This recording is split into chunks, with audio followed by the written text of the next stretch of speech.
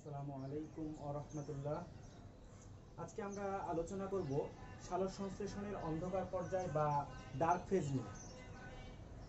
Dark ফেজের কথাগুলো আমার আগের ভিডিওগুলো সবাই দেখে থাকলে আসলে ডার্ক ফেজ নিয়ে তেমন একটা পড়া 9-10 বইয়ে নাই। আমরা যদি পুরো সালোক সংশ্লেষণের প্রশ্নটা আসে তাহলে আমাদের অ্যান্সারটা এইভাবে করা উচিত যে সালোক সংশ্লেষণ কাকে বলে বলবো, তারপরে আমরা যাব সালোক সংশ্লেষণের আলোক পর্যায়, সেখানে পাতার চিত্র এঁকে যেটা দেখালাম, পাতার মধ্যে যে বিক্রিয়াগুলো হয় সে 3টা বিক্রিয়া আমরা দেখাবো, এবং তারপরে ডার্ক ফেজ দিয়ে আমরা শুধুমাত্র একটা শব্দ লিখে দিলেও আমাদের নাম্বারটা 4-4 পাওয়া যাবে। সেটা হচ্ছে কি যে সালোক সংশ্লেষণের আলোক পর্যায়ে যে আমরা NAD, PH2 এবং ATP পাচ্ছি, এই দুইটা সহযোগিতায়, মানে যে দুইটাকে আমরা আত্তীকরণ শক্তি বলছি, এই আত্তীকরণ শক্তির সহযোগিতায় কার্বন ডাই অক্সাইড বিজারিত হয়ে শর্করায় পরিণত হওয়াটাই হচ্ছে অন্ধকার পর্যায়ের কাজ। আবার বলি, অন্ধকার পর্যায়ের কাজ কি? সালোক সংশ্লেষণের আলোক পর্যায়ে প্রাপ্ত NAD, PH2 এবং ATPর সাহায্যে কার্বন ডাই অক্সাইড বিজারিত হয়ে কি শর্করা পরিণত হবে বা শর্করা উৎপন্ন হবে, এটাই হচ্ছে অন্ধকার পর্যায়ের কাজ। আচ্ছা, এখন কথা হচ্ছে এটা আমরা অন্ধকার পর্যায়ে, বা আমি উপরে লিখে রেখেছি ডার্ক ফেজ, এটা কি আসলেই অন্ধকার পর্যায়ে ঘটে? জিনিসটা অন্ধকার পর্যায়ে বলার কারণ হচ্ছে যে মাইকেল ব্ল্যাকম্যান 1905 সালে সালোক সংশ্লেষণের দুইটা পর্যায় ব্যাখ্যা করেছেন, কিন্তু আসলে বিষয়টা যে অন্ধকার ছাড়া আলো তো হতে পারবে না এমন কোনো কথা নেই। জানা গেছে গবেষণা করে যে আলোর উপস্থিতিতেও এই পর্যায়টি কি হতে পারে, সম্পন্ন হতে পারে। এবং এটা কোথায় সংঘটিত হয় বা কোথায় সম্পন্ন হয় সেটা হচ্ছে ক্লোরোপ্লাস্টের স্টোমাতে। ক্লোরোপ্লাস্টের মধ্যে যে স্টোমাগুলো আছে সেখানে এটা সংঘটিত হয়। এবার আমরা আসি যে অন্ধকার পর্যায়ের মেইন কথা তো চলে গেল। এবার এই যে এখানে কার্বন ডাই অক্সাইড বিজারিত হচ্ছে, এই কার্বন বিজারণের এখন পর্যন্ত বিজ্ঞানীরা 3টা গতিপথ পেয়েছেন। কার্বন বিজারণের 3টা গতিপথ কি কি পেয়েছেন? একটা হচ্ছে কেলভিন চক্র বা C3 সাইকেল, একটা হচ্ছে হ্যাচ এবং স্ল্যাক চক্র, এবং আরেকটা হচ্ছে ক্রেসুলেসিয়ান অ্যাসিড বিপাক চক্র বা প্রক্রিয়া। আসলে চক্র বলবো না, এটা প্রক্রিয়া। তো এই 3টা আমাদের 9-10 বইয়ে আছে, এইটা এবং এইটা, এই দুইটা আমাদের ক্লাস 9-10 জীববিজ্ঞান 4র্থ অধ্যায়ে আছে। আর ইন্টারের বইয়ে এটাও আছে, ক্যাম্প চক্র। এখন কথা হচ্ছে যে এই দুইটার মধ্যে আমাদের 9-10 বইগুলো যদি আমরা দেখি তাহলে দেখবো 3-4 লাইনের মধ্যেই যেগুলো কথা দেওয়া সেগুলো বইয়ের মধ্যে শেষ করে দিয়েছে, কিন্তু আমার পরীক্ষাতে কিন্তু এগুলো নিয়ে বড় আকারের প্রশ্ন আসতে পারে। এখন কথা হচ্ছে যে এই যে কেলভিন চক্র বা C3 সাইকেল, হ্যাঁ, এটা কে আবিষ্কার করেছে? হয়তো আমরা এখানে নাম দেখে বুঝতে পারছি, আবিষ্কার করেছেন বিজ্ঞানী কেলভিন। তার পুরো নাম হচ্ছে মেলভিন কেলভিন। এটা যদি বলি যে C3 সাইকেল কখন আবিষ্কার হয়েছে, কখন এই সাইকেলটা আবিষ্কার হয়েছে, সেটা হচ্ছে 1956 সালে। 1956 সালে, এটা বইয়ের মধ্যে দেওয়া নাই, তারপরে আমরা মনে রাখবো 1956 সালে এই চক্রটা সম্পন্ন হয়েছে বা আবিষ্কার হয়েছে। হ্যাচ এবং স্ল্যাক চক্র বা C4 সাইকেল, এটা আমাদের অল্প করে একটু পড়া আছে এবং 9-10 জন্য এটা খুব একটা ইম্পর্টেন্ট না, তবে অবজেক্টিভ বা ছোট প্রশ্নে 1 মার্কের বা 2 মার্কের জন্য আসতে পারে। এবার আমরা একটু C3 সাইকেলের একটা মোটিভ সম্পর্কে জেনে নিই, বা এটা সম্পর্কে একটু বিস্তারিত জেনে নিই। সেটা হচ্ছে ক্যালিফোর্নিয়া বিশ্ববিদ্যালয়ের গবেষক বা অধ্যাপক বিজ্ঞানী মেলভিন ক্যালভিন, ব্যানসন এবং ব্যাসান, তারা আসলে 1947 থেকে 1949 এই 2 সালের মধ্যে তারা ক্লোরেলা কি? ক্লোরেলা হচ্ছে একটা এককোষী শৈবাল, এই শৈবাল নিয়ে তারা গবেষণা করেছিলেন। এখন একটা প্রশ্ন হচ্ছে যে মেলভিন ক্যালভিন আসলে কি করেছেন? তিনি কি কার্বন বিজারণ পদ্ধতি আবিষ্কার করেছেন? বিষয়টা এটা না, তিনি যে কারণে নোবেল পেয়েছিলেন সেটা কিন্তু আসলে কার্বন বিজারণ পদ্ধতি। তাহলে তিনি আসলে ক্লোরেলা নামক এককোষী শৈবাল থেকে কিভাবে কার্বনটা বিজারিত হচ্ছে সেই বিজারণটাই উনি দেখিয়েছেন। কার্বন বিজারণ পদ্ধতি আবিষ্কারের জন্য তিনি নোবেল পেয়েছেন। হ্যাঁ, তিনি কার্বন ডাই অক্সাইড বিজারণের গতিপথ দেখাইছেন, ঠিক আছে, কিন্তু মেইনলি তিনি নোবেল পেয়েছেন কার্বন বিজারণ পদ্ধতির জন্য। তিনি অবশ্যই, আমরা যেমন পরীক্ষাতে কে ভালো কে খারাপের জন্য কিছু সিস্টেম, যেমন অনেক সময় কুইজ প্রতিযোগিতা হয়, অনেক সময় MCQ পদ্ধতিতে তোমাদের মূল্যায়ন করে থাকি, অনেক সময় কি সিকিউ পদ্ধতিতে মূল্যায়ন করে থাকি, তেমন তিনিও একটা পদ্ধতি অবলম্বন করেছিলেন যেটাকে বলা হচ্ছে ট্রেজার পদ্ধতি বা সন্ধানী পদ্ধতি। এই পদ্ধতিতে তিনি যে উদ্ভিদটি নিয়েছিলেন বা যে শৈবালটি নিয়েছিলেন তার নাম ছিল ক্লোরেলা, এবং এই কাজটা করার জন্য তিনি 1961 সালে কি পেয়েছিলেন? নোবেল পুরস্কার পেয়েছিলেন। তা আমরা C3 চক্রের ক্ষেত্রে যে মেলভিন কেলভিনের যে অবদানটুকু বা তার বিষয়ে ছোটখাটো প্রশ্নের জন্য এতটুকু ইনফরমেশন নিয়ে রাখলাম।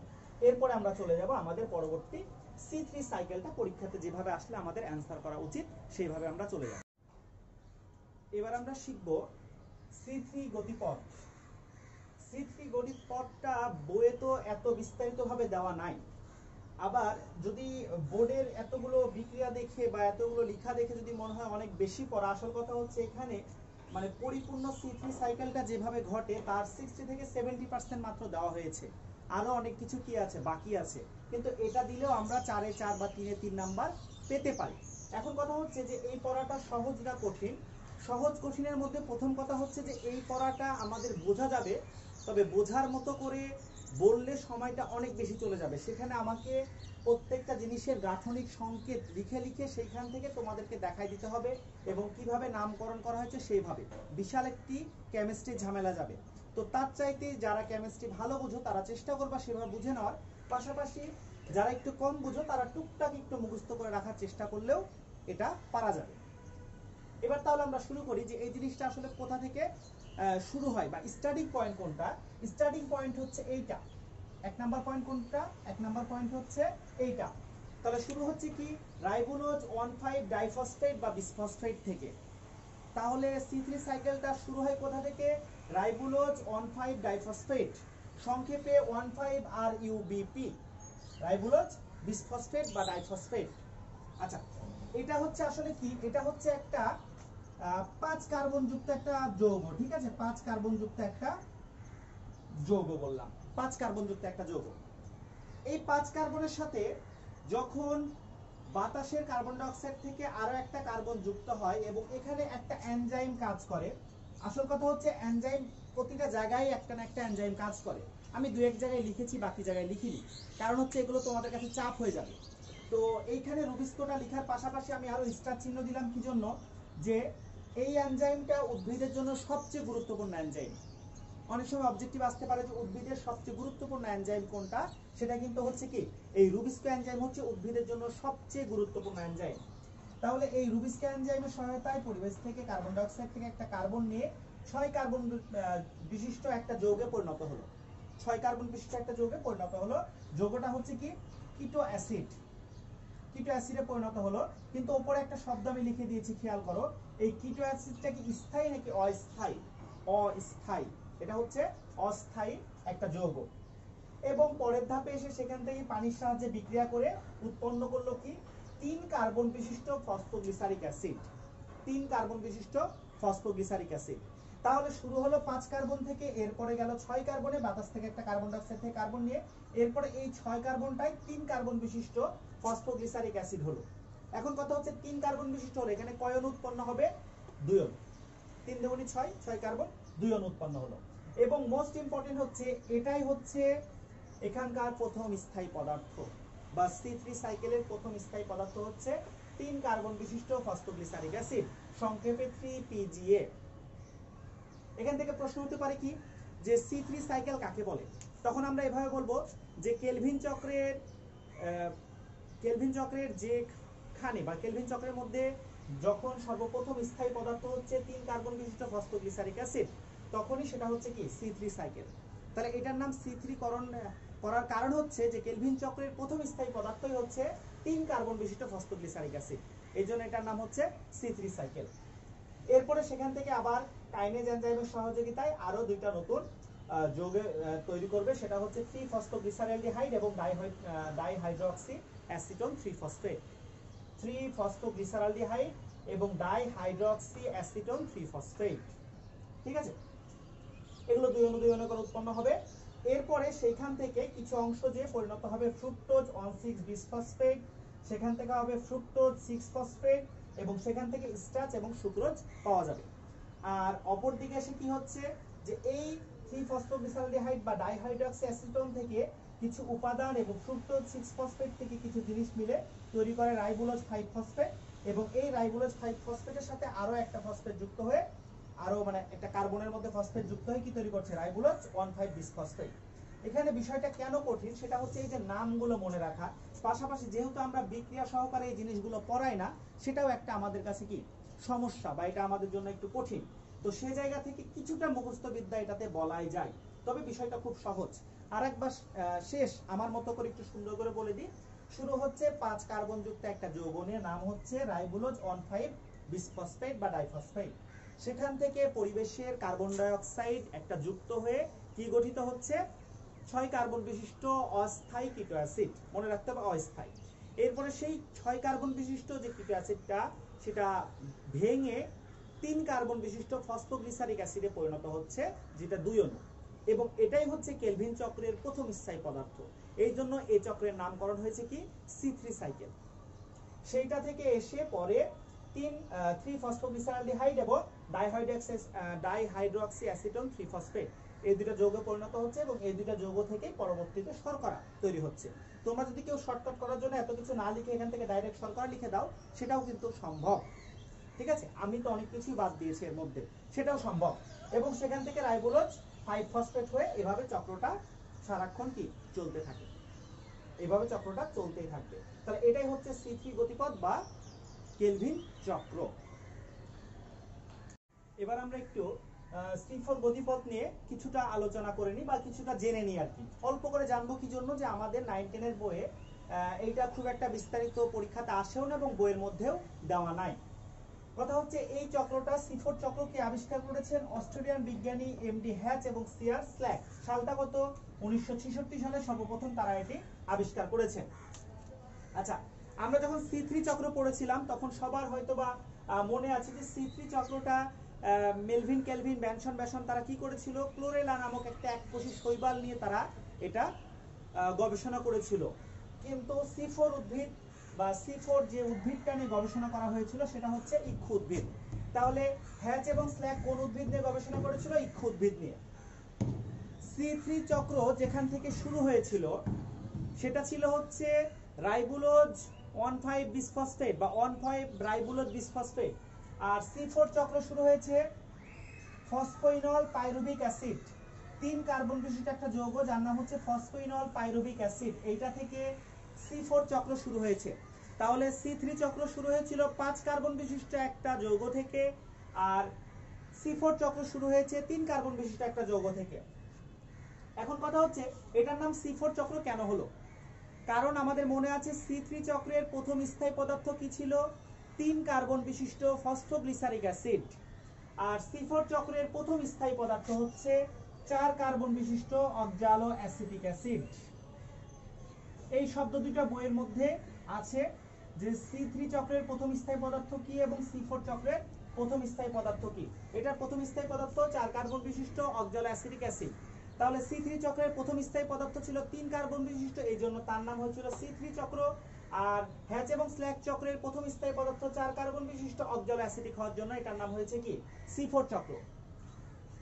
যেমন আমরা জেনেছিলাম যে C3 চক্রের জন্য মেলভিন, কেলভিন তিনি গত 1961 সালে নোবেল পুরস্কার পেয়েছিলেন, তেমন C4 চক্রের জন্য হ্যাচ এবং স্ল্যাক তারা 1991 সালে কি পেয়েছিলেন? নোবেল পুরস্কার পেয়েছিলেন। আমরা কিছু উদাহরণের দিকে যাই। যে C4 কিছু উদ্ভিদের নাম জানি, ভুট্টা হতে পারে, ইক্ষু, সরগাম, মুথা ঘাস, কাউন, চীনা, গিনি ঘাস, অ্যামারান্থাস, আরো অনেক কিছু আছে। তো হয়তোবা তোমরা সবগুলোই চিনছো। অ্যামারান্থাস বিষয়টা হচ্ছে, অ্যামারান্থাস হচ্ছে এক জাতীয় ডাটা জাতীয় উদ্ভিদ, এক ধরনের ডাটা জাতীয় উদ্ভিদ, সেটাকে আমরা বলছি অ্যামারান্থাস। তো এখানে আমাদের এই উদাহরণগুলো থেকে এমন আসতে পারে অবজেক্টিভে যে নিচের কোনটি C3 উদ্ভিদ অথবা C4 উদ্ভিদ। সেক্ষেত্রে তোমরা নামগুলো একটু মনে রাখার চেষ্টা করবা। এবার আমরা দেখে নিই C3 এবং C4 উদ্ভিদের মধ্যে বা C4 চক্রের মধ্যে কি কি পার্থক্য আছে। পার্থক্য আসলে বলে শেষ করা যাবে না, অনেকগুলো পার্থক্য আমরা বলতে পারি, প্রায় 15-20টা। তো তোমাদের সুবিধার্থে বেশ কয়েকটা লিখে রেখেছি, কয়েকটা মুখে মুখে আমরা বলতে পারি। যেমন C3 উদ্ভিদ, আমরা যদি বিক্রিয়াগুলো খেয়াল করি তাহলে দেখবো যে C3 উদ্ভিদটা শুরু হয়েছিল কি 5 কার্বন বিশিষ্ট RUBP রাইবোলোজ বিসফসফেট থেকে এটা শুরু হয়েছিল। তাহলে এটা কিন্তু ওই রাইবোলোজ বিসফসফেটটাই কি কার্বন ডাই অক্সাইডটা গ্রহণ করেছিল। তাহলে 5 কার্বন বিশিষ্ট একটা পদার্থ সে কার্বন ডাই অক্সাইড প্রথম গ্রহণ করেছিল। আর C4 চক্রের ক্ষেত্রে 3 কার্বন বিশিষ্ট ফসফোইনল পাইরুভিক অ্যাসিড প্রথমে কার্বন ডাই অক্সাইড গ্রহণ করে। তাহলে এটার সূত্রপাত হচ্ছে 5 কার্বন বিশিষ্ট একটা পদার্থ বা যৌগ থেকে, আর এটার সূত্রপাত হচ্ছে 3 কার্বন বিশিষ্ট একটা যৌগ থেকে। এরপর দ্বিতীয়টা খুব ইম্পর্টেন্ট একটা, সেটা হচ্ছে প্রথম স্থায়ী পদার্থ কোনটি? C3 চক্রের প্রথম স্থায়ী পদার্থ 3 কার্বন বিশিষ্ট ফসফোগ্লিসারিক অ্যাসিড, C4 চক্রের প্রথম স্থায়ী পদার্থ 4 কার্বন বিশিষ্ট ফসফোগ্লিসারিক অ্যাসিড।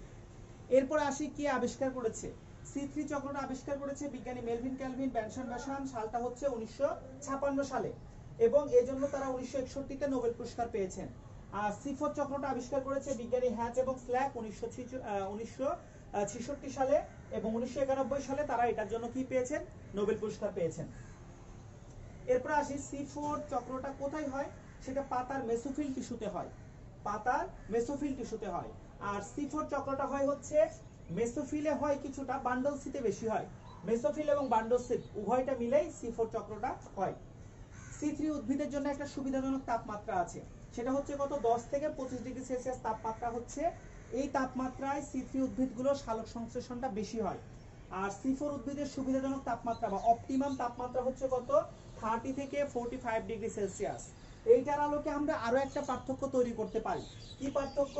যে C3 উদ্ভিদ হচ্ছে শীত প্রধান অঞ্চলের উদ্ভিদ, এবং C4 উদ্ভিদ হচ্ছে গ্রীষ্ম প্রধান বা উষ্ণ অঞ্চলীয় উদ্ভিদ।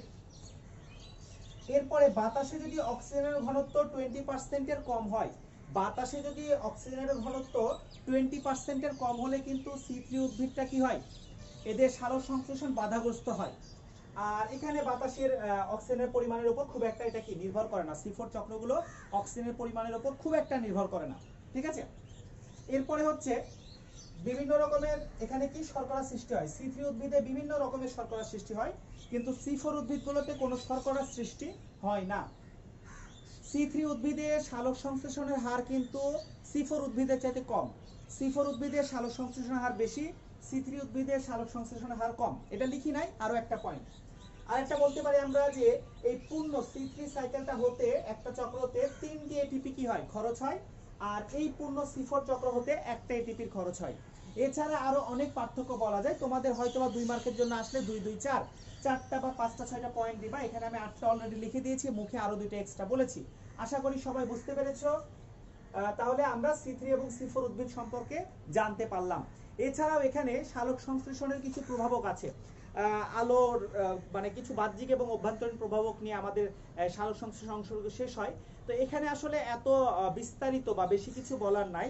সেটা হচ্ছে প্রভাবক 2 ধরনের হয়, একটা হচ্ছে কি ভেতরে মনের ভিতরের প্রভাবক, একটা হচ্ছে বাহ্যিক প্রভাবক। যেমন আমাদের লাইফে আমাদের মনের ভিতরের প্রভাবক হচ্ছে কে?